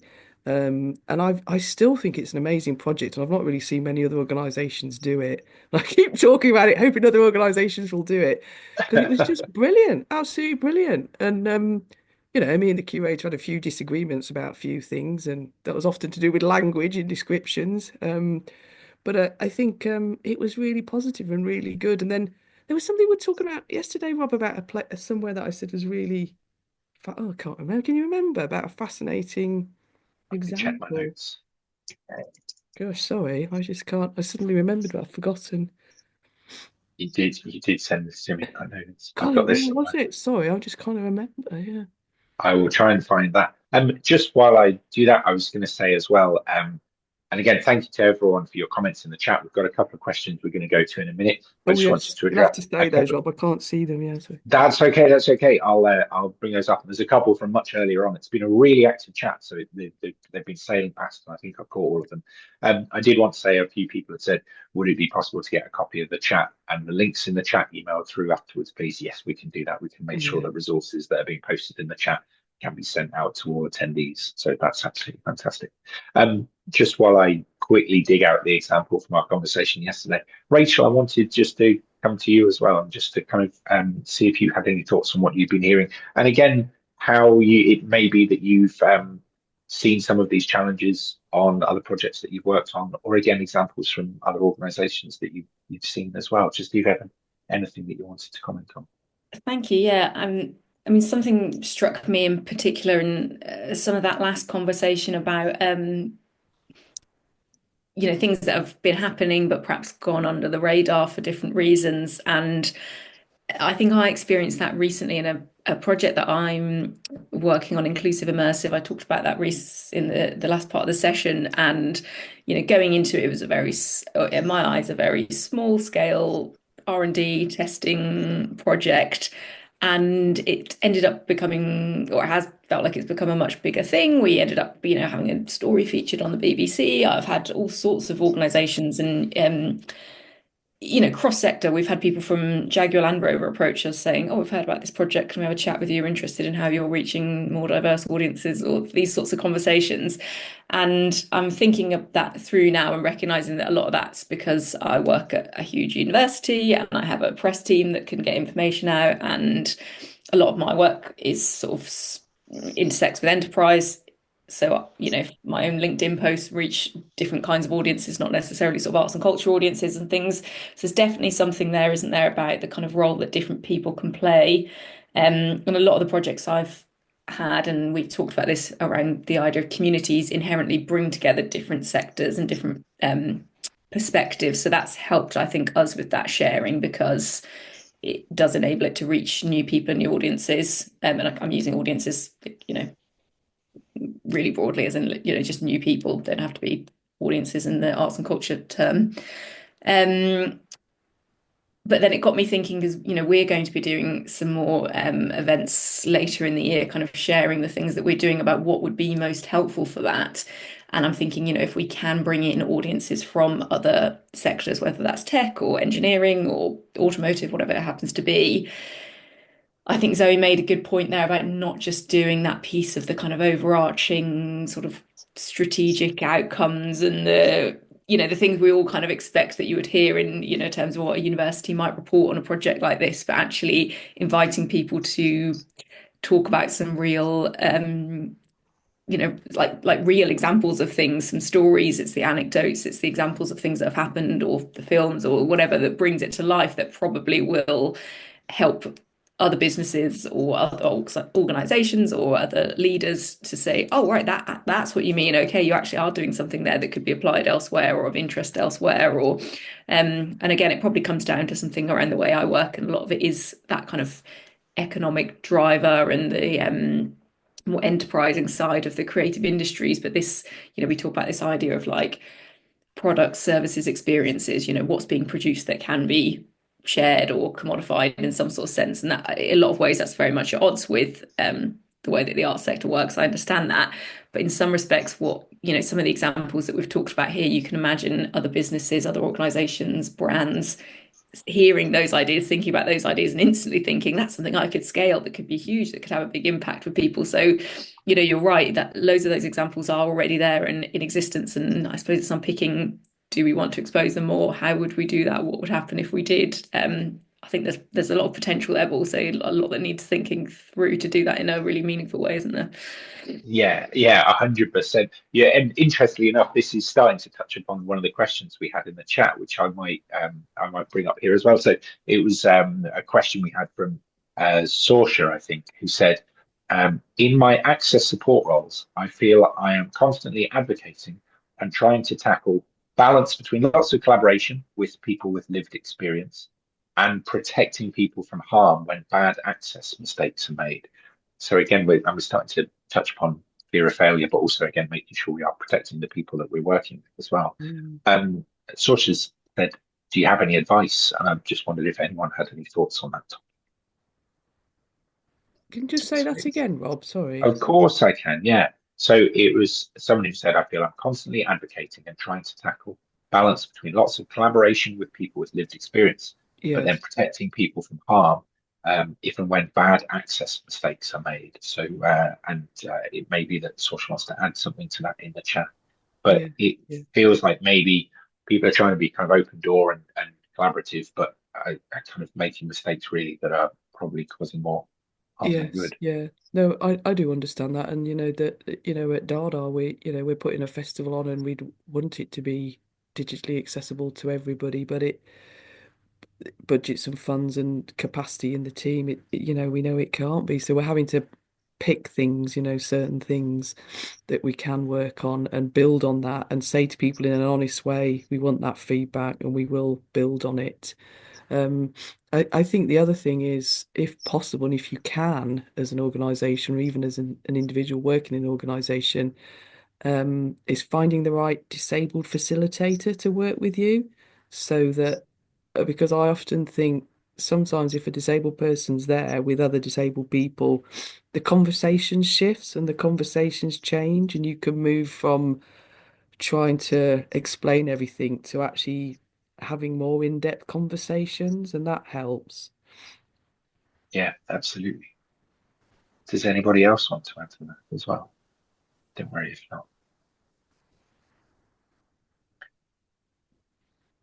I guess if I may, I'm relating to this as a sort of a practitioner from a global majority, and in the past, if there had been a bad experience, and then you're then reluctant to obviously engage in that again.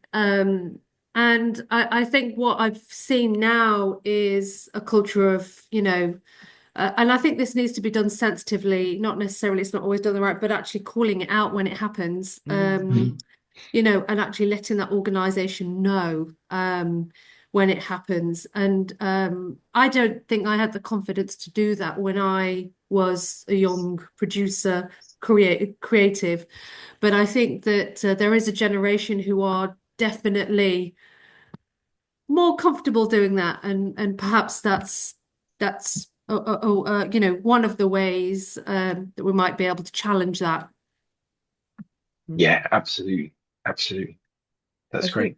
I think, yeah, Parminder, that's right. Because I think it's taken me a long time to feel confident to, if something's not okay, to say it. And it's the technique about how you say it, isn't it, as well, to the people that you're working with. But like I around disability issues, I'll notice things that no one else in the room has noticed, and I'll be completely horrified, and I'll think, okay, how do I manage this one? What am I going to say to change the thinking in the room? And that's the pressure on us as well, isn't it, to do that sensitively? Um, sometimes with rage quietly, sometimes with rage loudly, but it's picking your moments, isn't it, I think? And yeah, so that is quite a delicate balance. But I think one of the things, I think working with British Council, being sent off all around the world to help engender conversations and collaborations with different disabled people in different countries and different British Council teams and cultural sectors. I just started saying what I thought, because I thought, I'm going all this way, and the reason they want me here, I presume, is to say what's not working. I'm not sure that's always why they did it, but so I just started saying it, and I just began to feel better. I thought, oh, I feel so much. I'm relieved now I've said it. Whether they always took it on board is another issue, but at least I'd said it. I felt good. Yeah, definitely. And again, I think there is, as I say, there is I think organizations need to be open to allowing people to talk from their experiences. There are so many instances of things making it as far as the press where people say, oh, you can clearly see that this person just did not have representative voices in the room if something has gone this far. And it can be, organizations can make costly mistakes by not making sure that they have authentic representative voices in the room on the projects that they're doing. And again, we said before, it should be something that is not seen as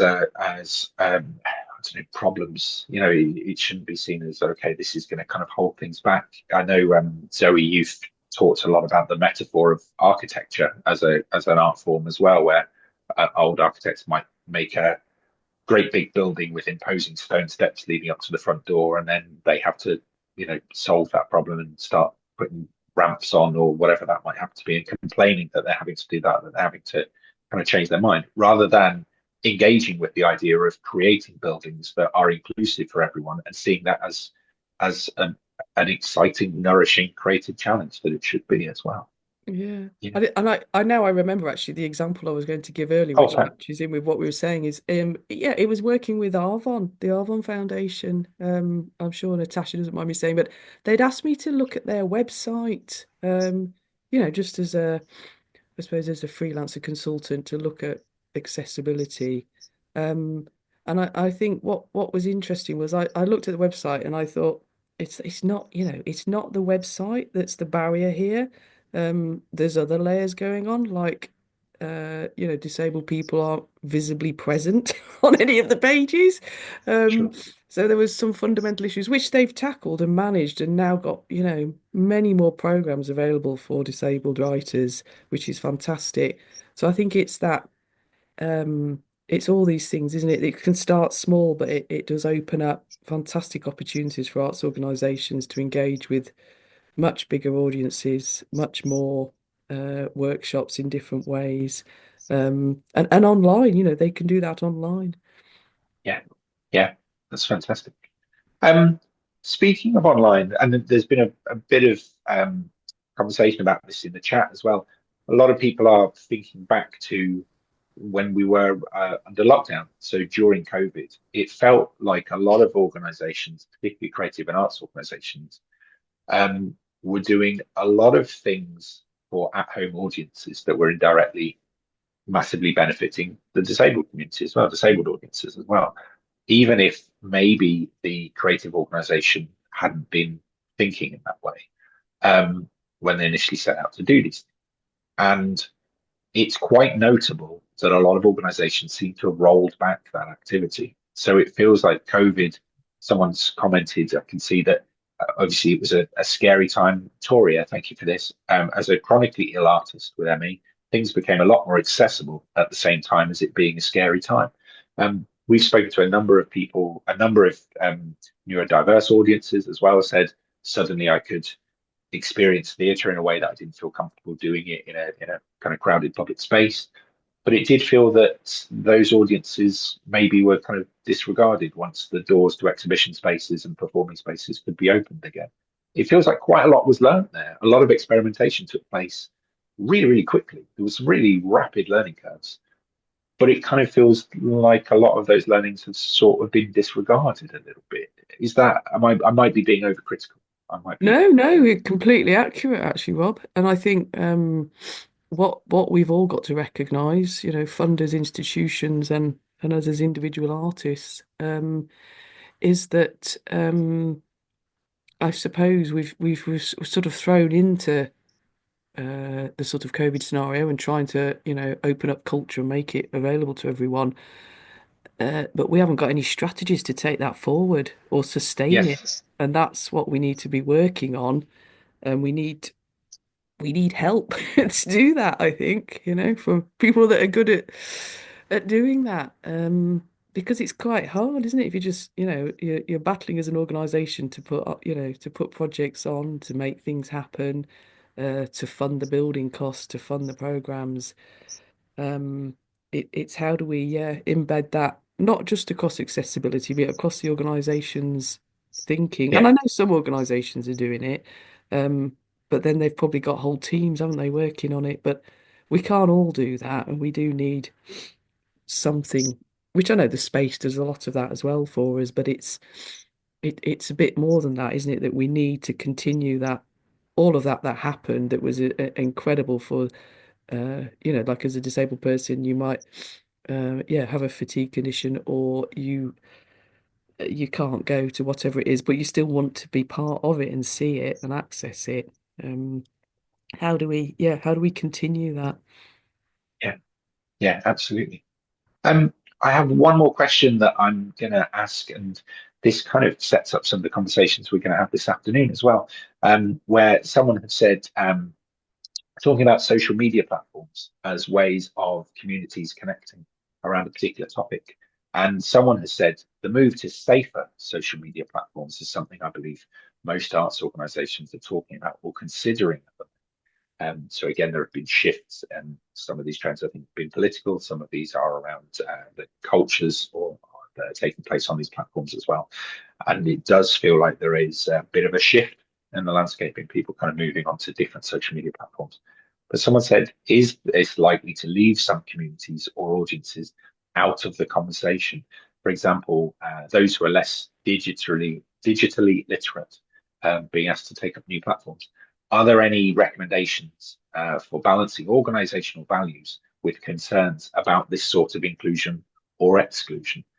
Does the shift from one platform to another benefit some communities over others? This person has said, obviously, we can't force audiences onto new platforms, drag them along with us. This was from Sinead. Thank you very much for this question. And I wondered about that. I mean, it personally feels like quite a lot of platforms, they're getting a bit more homogenous, to be honest. A lot of them are kind of echoing each other, mirroring each other. And it certainly feels like platforms like, I know Blue Sky has sort of taken off in the past 6 months. They do seem to be centering inclusion a lot more. I know when you upload images, for example, they're centering the box for the alt text rather than hiding it in a drop-down menu and things like that. But I wondered if anyone had any thoughts on this. It might not be something that people are discussing among the teams, but it might be. Zoe, I don't know if are you a social media user? I don't know if you and I Yeah, have well, had. living in the middle of nowhere, you have to be. Well, yes, because it's hard, isn't it, at the moment? I don't know which one's the best one, which most people are looking at. I think as an organisation, you need to decide what you're going to focus on, don't you? So that you Yes. can, look at how you're building those audiences on those on those social media platforms, and what return is happening with that, and the value of it for you as an organisation. And I think that's all you can do, isn't it? It goes back to evaluation and monitoring it. And they are, things are changing, aren't they? There's new things coming up. And some of them are interconnected, so that helps, doesn't it? But not all of them. So I don't really have an answer, but it's you have to shift with the time, and shift your audiences maybe with that time. Yeah, but give them a valid reason to, make sure you're genuinely adding value in this new place, and that you're not then maybe mothballing or too preemptively shutting down other activity if people have come to rely on it. Yeah. Parminder, I can see you put a hand up there as well. I was just going to give a very quick example of when we were working on a project called F Words, and it was just around COVID, and it was very much around creating, fun and friendly, and grouping people together, etc. We partnered with Rachel Veazey, who at the time was with Deaf Explorer, and we weren't really active on Facebook actually, and a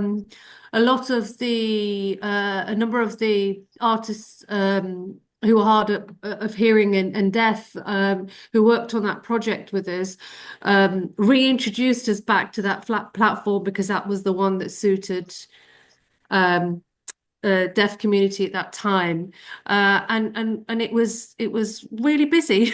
Actually, it was a very busy and active platform, and we hadn't been on it for a while because we had shifted to sort of Instagram and other social media platforms. But I was just sharing that as an example. I mean, that was the only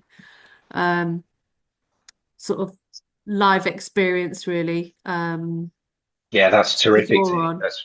That's really terrific there. I know there are some people who have really successfully built communities in those places, and it is that difficulty of saying, well, are we going to shift? How are we going to move these things? Yeah, that's really fantastic to hear about. Brilliant stuff. All right, well, we're at the end of our time, I'm afraid, everyone, but I would just like to say an enormous thanks to the entire panel. You've been incredible speakers. Thank you so much to Zoe, to Rachel, to Parminder, and to Joe before. Huge thanks again to our partners, Birmingham City University, West Midlands Combined Authority, Create Central and Steam House for supporting digital culture talks. And thank you.